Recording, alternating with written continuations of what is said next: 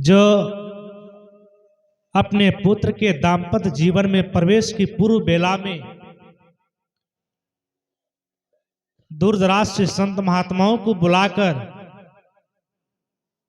सुखद सत्संग कथा का आयोजन रखे हैं,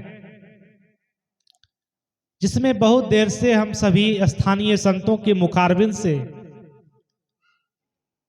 भजन और विचारों को श्रवण कर रहे थे।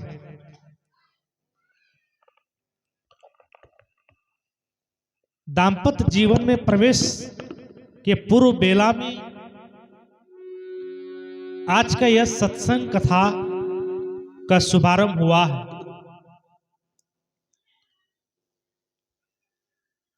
कुछ मिनट निवेदन आप सबों के बीच प्रस्तुत है। चूंकि यह दाम्पत्य जीवन में प्रवेश करना बड़ा आसान होता है, लेकिन दाम्पत्य जीवन रूपी गाड़ी को चलाना जीवन भर ये थोड़ा कठिन होता है।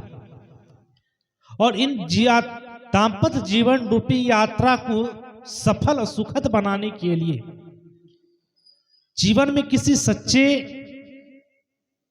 अच्छे इंसान, किसी अच्छे संत सदगुरु की मार्गदर्शन की आवश्यकता होती है। जो व्यक्ति दाम्पत्य जीवन में प्रवेश करने की इच्छा रखते हैं, जो दाम्पत्य जीवन में प्रवेश करने जा रहे हैं, ऐसे व्यक्तियों को प्रवेश के पूर्व बेला में किसी ज्ञानी संत महात्माओं के संसर्ग में जाके, किसी विवेकी संतों के सानिध्य में आकर के उनसे इस जीवन की कला, इन जीवन को सफल और सुखद बनाने की कला को हम सबको जान लेनी चाहिए। दाम्पत्य जीवन में प्रवेश करना बड़ा आसान होता है, बड़ा सरल होता है, लेकिन इसे सुखद पूर्वक निभाना, इसे सब कोई नहीं जान पाते हैं, सब कोई नहीं संभाल पाते हैं। क्योंकि हमारे वेद की ऋषियों ने इस जीवन की आयु को 4 भागों में बांटा। ब्रह्मचर्य आश्रम, जो जन्म से लेकर के 25 वर्ष तक की आयु, ब्रह्मचर्य जीवन। उसके बाद गारहस्थ जीवन, फिर वानप्रस्थ जीवन, फिर सन्यास जीवन। लेकिन आचार्य चाणक्य से किसी ने प्रश्न किया था कि इन 4 आश्रमों में महत्वपूर्ण किसे माना जाए।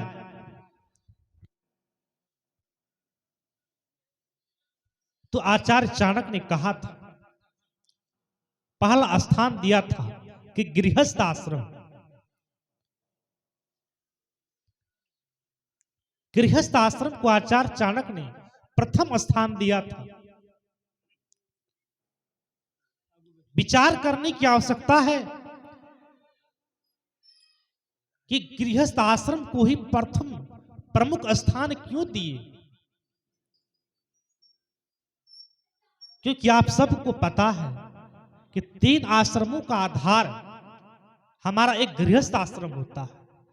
गृहस्थ आश्रम से ही सभी आश्रमों का आधार, सबका भरण पोषण होता है। गृहस्थ आश्रम से ही संत साधु सन्यासियों का अवतरण होता है, प्रादुर्भाव होता है। इन चारों में इसलिए आचार्य चाणक्य ने कहा, गृहस्थ आश्रम मैं प्रथम स्थान देता हूं, महत्वपूर्ण दृष्टिकोण में प्रमुख स्थान देता हूं। कि गृहस्थ जीवन बड़ा जीवन है, ये बड़ा आश्रम है। सब कुछ का भार गृहस्थ जीवन में जीने वाले नव दंपति के ऊपर रहता है। और सबसे अधिक सावधानी, सबसे अधिक ज्ञान की आवश्यकता होती है। कि गृहस्थ जीवन में प्रवेश करने वाले व्यक्तियों को चाहिए कि वो अपने जीवन में हर प्रकार के ज्ञान को रखें, क्योंकि यह जीवन किसी एक उद्देश्य के लिए नहीं है। अनेक प्रकार के उद्देश्य एक विशेष कार्य को सिद्ध करने के लिए व्यक्ति दाम्पत्य जीवन को अपनाते हैं। एक विशेष उद्देश्य को प्राप्त करने के लिए, एक बड़े लक्ष्य को हासिल करने के लिए, एक सुंदर सभ्य समाज का निर्माण करने के लिए, जहां दो आत्माओं का मिलन होता है, जहां से दो आत्माओं का मिलन के बाद दो आत्माओं के दोनों के द्वारा जो बुद्धि लगता है, दोनों के बुद्धि के सहयोग से एक सुंदर संत समाज, एक सुंदर संतति का निर्माण होता है। इसलिए गृहस्थ जीवन में प्रवेश के पूर्व बेला में हर नव दंपति पति और पत्नी को चाहिए कि वह किसी सच्चे संत सदगुरु के संसर्ग में जाकर जीवन जीने की कला को जान ले कि नव दाम्पत्य जीवन में प्रवेश करने जा रहा हूं, क्योंकि अब तक तो मैं अकेला था, अब तक तो मैं अपने घर परिवार के लोगों के ऊपर मैं अपनी जिंदगी को काट रहा था। अब जिस जीवन में मैं प्रवेश करने जा रहा हूं वो एकांकी जीवन नहीं है, वो द्वंद्व का जीवन है। और इस जीवन में प्रवेश करने के बाद लड़का हो या लड़की, पति और पत्नी, सबके ऊपर बहुत बड़ी जिम्मेवारी आ जाती है। उन जिम्मेवारियों का विशेष रूप से निर्वहन करना पड़ता है। और इसलिए सबसे अधिक हमारे संतों ने कहा है कि सबसे अधिक ज्ञान की आवश्यकता होती है गृहस्थ जीवन जीने वाले लोगों को। बहुत संभल कर चलने की आवश्यकता होती है हर प्रत्येक पति और पत्नी को। इसलिए हम सबको जीवन में विचार करें और गृहस्थ जीवन को सफल और सार्थक बनाना है। सदगुरु श्री रामरहस साहब की एक रचना पंचग्रंथी, जिसमें एक पंक्ति उन्होंने लिखा है कि गृहस्थ धर्म में प्रवेश करने वाले व्यक्तियों के लिए उन्होंने 5 प्रकार के सूत्र दिया कि जो व्यक्ति गृहस्थ जीवन में, दाम्पत्य जीवन में प्रवेश करने की आकांक्षा रखते हैं या प्रवेश करने जा रहे हैं, ऐसे व्यक्तियां अपने जीवन में ये 5 प्रकार के सूत्र को अगर रट ले, आत्मसमाप्त कर ले, तो उनका दाम्पत्य जीवन सुखद, आनंदमय, कल्याणमय हो सकता है। उन्होंने कहा कि जो मानुष गृह धर्मयुक्त राखे शील विचार, गुरुमुख बानी, साधु संगति, मनवच सेवा सार। उन्होंने कहा जो मानुष गृह धर्मयुक्त राखे शील विचार, पहला स्थान दिया शील।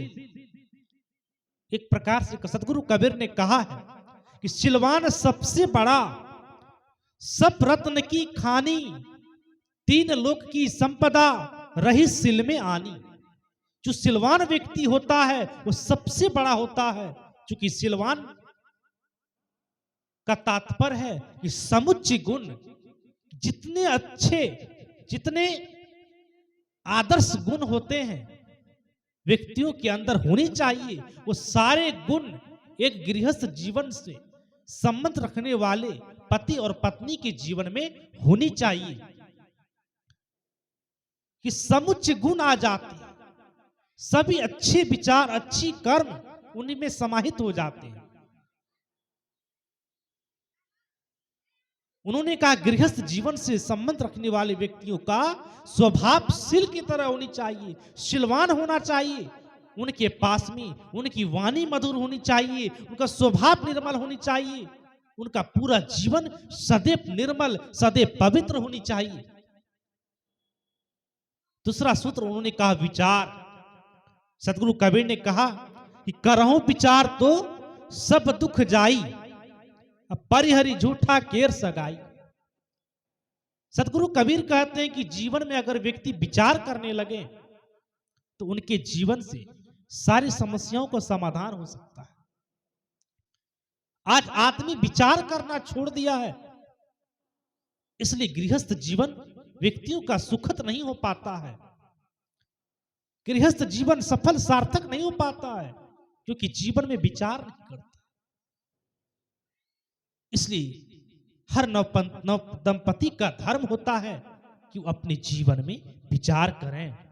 किसी भी कार्य को करें तो पहले आपस में विचार कर लें।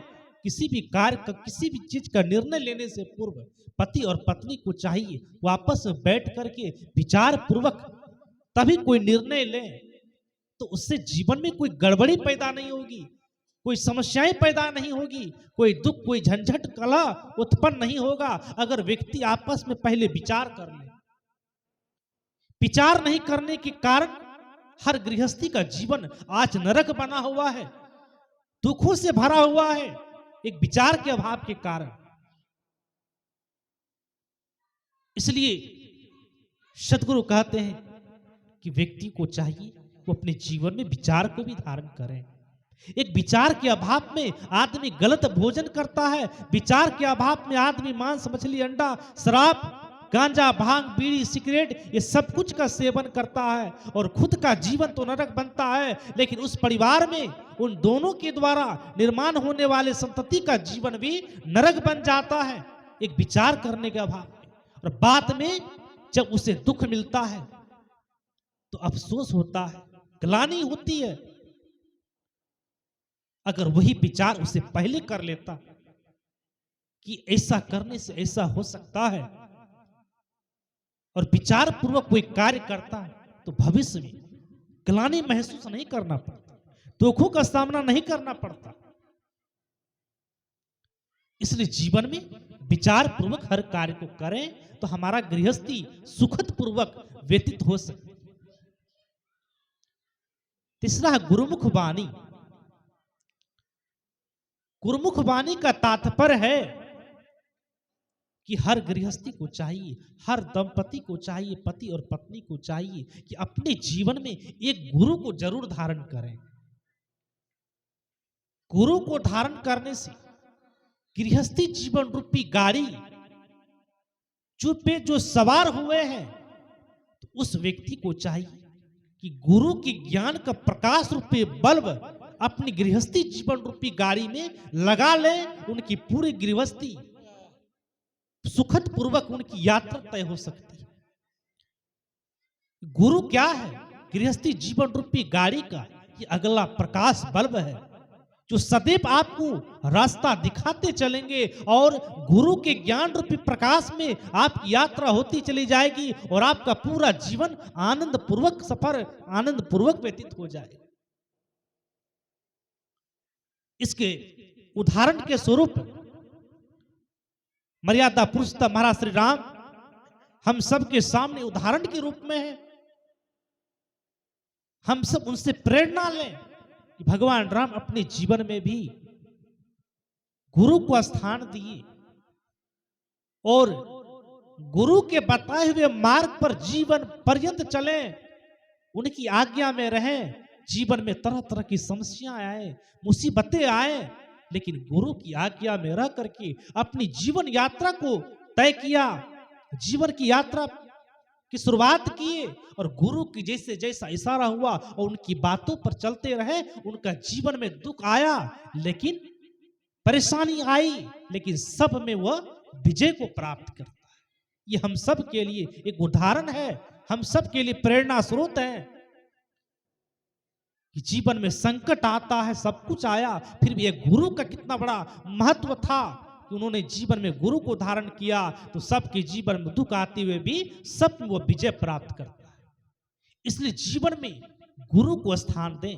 गुरुमुख वाणी का एक और अर्थ भी है कि गुरुमुख वाणी का तात्पर्य है कि गुरु के मुख से निकली हुई बात जो परफेक्ट बात हो, जो सत्य बात हो। आजकल हम लोग आंख मुंद करके सबकी बात को मानते। सदगुरु कबीर कहते गुरुमुख वाणी का वर्तमान समय में तात्पर्य यह होता है कि कोई बड़े व्यास गद्दी पर बैठ करके बोलता है 2 जोड़ 2 बराबर 5, तो हर गृहस्थ जीवन जीने वाले लोग मान लेते हैं, अरे वो तो बहुत बड़े ब्याज गद्दी पर बैठ करके बोलता है, 2 जोड़ 2 बराबर 5, तो हमें मान लेनी चाहिए। लेकिन सदगुरु कबीर कहते हैं कि गुरुमुख वाणी निर्णय बानी, कि विचार करो। कोई एक पागल के मुख से निकलता है 2 जोड़ 2 बराबर 4, तो ये गुरुमुख वाणी है, चाहे व्यक्ति पागल क्यों ना हो। कोई चोर के मुख से निकलता है 2 जोड़ 2 बराबर 4, वो चोर क्यों ना हो, लफंगर क्यों ना हो, वो गुरुमुख वाणी है। लेकिन कोई धार्मिक मंच पर बैठ के बोलता है 2 जोड़ 2 बराबर 5, तो हम लोग इसी जगह भूल कर जाते। सदगुरु कबीर कहते अपने गुण को अवगुण कहो, ये अभाग जो तुम न विचारहु। हे मानव, इस जगह पर हम अपने आप को अवगुण मान लेते हैं, गुणहीन मान लेते हैं, अपने आप को अज्ञानी मान लेते हैं। इस जगह मान करके अपने आप को सदैव धोखा, अपने आप को सदैव छलने का काम करने लगते। गुरुमुख वाणी का तात्पर्य है कि विचार पूर्वक निर्णय बानी, कि जो बातें बोली जा रही है क्या वो बात वास्तव में सही है या नहीं, उस पर निर्णय करना, उस पर विचार करना, उस पर मंथन करना, और जो सत्य निकले उसे मान लेना, असत्य निकले तो छोड़ देना। गुरुमुख वाणी का तात्पर्य साधु संगति कि हर गृहस्थी को चाहिए कि वो अपने जीवन में साधुओं की संगति करें। सदगुरु कबीर ने कहा है कि संगति कीजिए साधु की, हरे और की व्याधि, ओछी संगति कोर की, आठों पहर। संगति का जीवन में बहुत बड़ा महत्व होता है। संगति से सुख उपजे, वो संगति से दुख होय, कहीं कबीर तहाँ जाइए जहां अपनी संगति होय।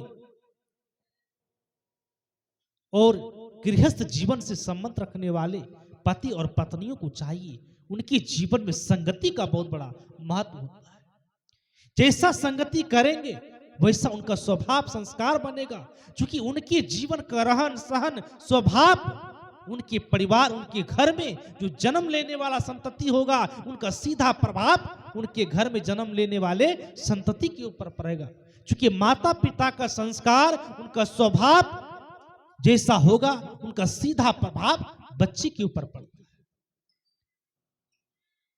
इसलिए सदगुरु कबीर ने बीजक ग्रंथ मूलवासी पंक्तियों में कहा कि पहले जन्म पुत्र का भयो, बाप जन्मिया पाछे, बाप पुत्र की एक नारी, ये अचरज कोई काछे।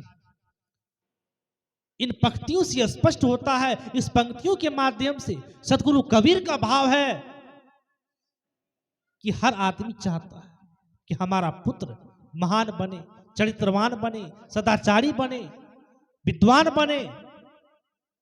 लेकिन इन अपेक्षाओं को पूरा करने से पूर्व अपने जीवन को एक बार जरूर झांकें। सदगुरु कबीर कहते हैं जो व्यक्ति चाहते अच्छे पुत्र की कामना रखते हैं तो अच्छे पुत्र को पाने के लिए अच्छा पिता बनना पड़ेगा। अच्छा पिता कब बनोगे? अच्छा पिता बनने के लिए यह तैयारी बचपन से होनी चाहिए। इसकी जिम्मेवारी कौन लेता है? माता पिता के ऊपर होता है कि बच्चों को बचपन से अच्छी संस्कार, अच्छी शिक्षा दें। यही बच्चा कल के डेट में बड़ा होकर के वो पिता बनेगा। तो बचपन में उनका संस्कार नहीं मिलेगा, अच्छे पिता नहीं बनेंगे, अच्छे माता पिता नहीं बन पाएंगे, तो उनके बच्चे के संस्कार अच्छे नहीं बन पाएंगे। इसलिए सदगुरु कबीर कहते हैं कि अच्छे माता पिता बनने के लिए बचपन से उसकी योजना, उनकी तैयारी करनी पड़ती है। इसलिए जिसका सब कुछ जड़ है संगति का, इसलिए पति और पत्नी को चाहिए वो अपने जीवन में संगति का ख्याल रखें कि संगति को पाकर के बड़े बड़े दुराचारी भी संगति को पाकर के महान सुधर करके एक महान विद्वान, बुद्धिमान पूरे संसार में प्रसिद्ध हो गए हैं। रत्नाकर, वाल्मीकि, ये सब अनेक उदाहरण हैं हमारे समाज में जो संगति के प्रभाव से, संगति को पाकर के ही अपने अनिष्ट कर्मों को छोड़ करके अच्छे गुणवान बन गए, अच्छे संस्कार को अपना लिए। और बड़े बड़े अच्छे अच्छे लोगों को देखा गया जो बड़े बड़े विद्वान, महान, एक गलत संगति को पाकर के ऊपर से नीचे गिर जाते। इसलिए जीवन में संगति का बहुत बड़ा महत्व है। इसलिए हम सब अपने जीवन में साधुओं की संगति करें। साधु संगति का तात्पर्य ये नहीं कि हम सब जैसे साधु भेषधारी मिल जाए। अगर साधु भेषधारी नहीं मिले तो इसका मतलब अच्छी संगति, जिसका स्वभाव अच्छा हो, विचार अच्छा हो, वाणी निर्मल हो, पूरा जीवन निर्मल हो, जिसके जीवन में सरलता हो, जिसकी विचार वाणी स्वभाव, जिसने काम क्रोध छल कपट ईर्ष्या द्वेष से जो सदैव दूर रहता हो, वो मानो तो साधु ही है। चाहे फुल पैंट शर्ट में हो, धोती कुर्ते में हो, वो साधु है। ऐसे लोगों की संगति, सदगुरु कबीर का भाव, ऐसे लोगों की संगति ही साधु संगति है। मनवच सेवा सार कि गृहस्थ को चाहिए कि वो सदैव मन वचन कर्म से उस सेवा करे। सेवा परमो धर्म, सेवा सबसे बड़ा धर्म है। वो जितना सेवा करेगा, जितना परोपकार करेंगे, सेवा से चित्त की शुद्धता आती है, चित्त का शुद्धिकरण होता है, मन निर्मल होता है, पवित्र होता है। वो मन वचन कर्म से वह दंपति को चाहिए वो सदैव सेवा करें, साधुओं की सेवा करें, माता पिता की सेवा करें, वृद्ध जनों की सेवा करें, संत गुरुजनों की सेवा करें, सबकी सेवा करें।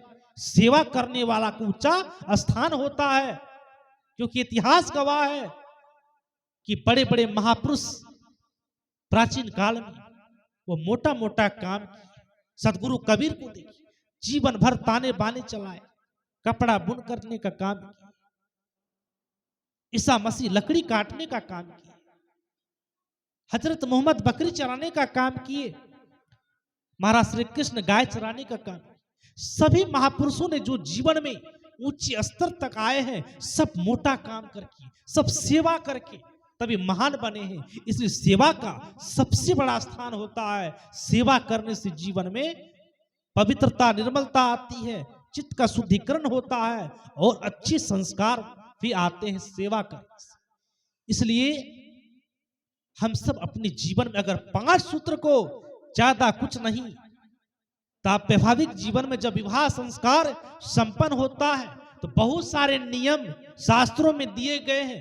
विवाह संस्कार के दिन सब नियम को अपनाए जाते हैं, इसलिए कि दाम्पत्य जीवन एक सर्वश्रेष्ठ जीवन है। ये बहुत बड़ी जिम्मेवारी होती है। इसलिए वेद की ऋषियों ने इतने नियम बना दिए कि सुबह से रात शाम से लेकर के सुबह हो जाती है तो भी विवाह संस्कार कभी पूर्ण नहीं होता है।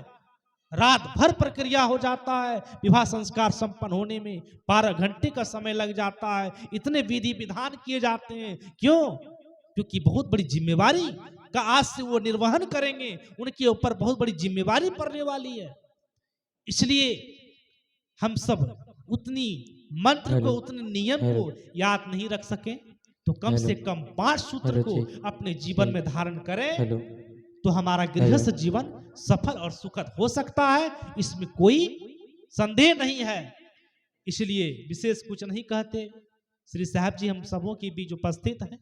साहब जी के विचारों को भी हम सबों को भरपूर सुनना है, भजनों को भी सुनना है और 6 बजे तक यह कार्यक्रम चलेंगे और 4:30 हो चला है।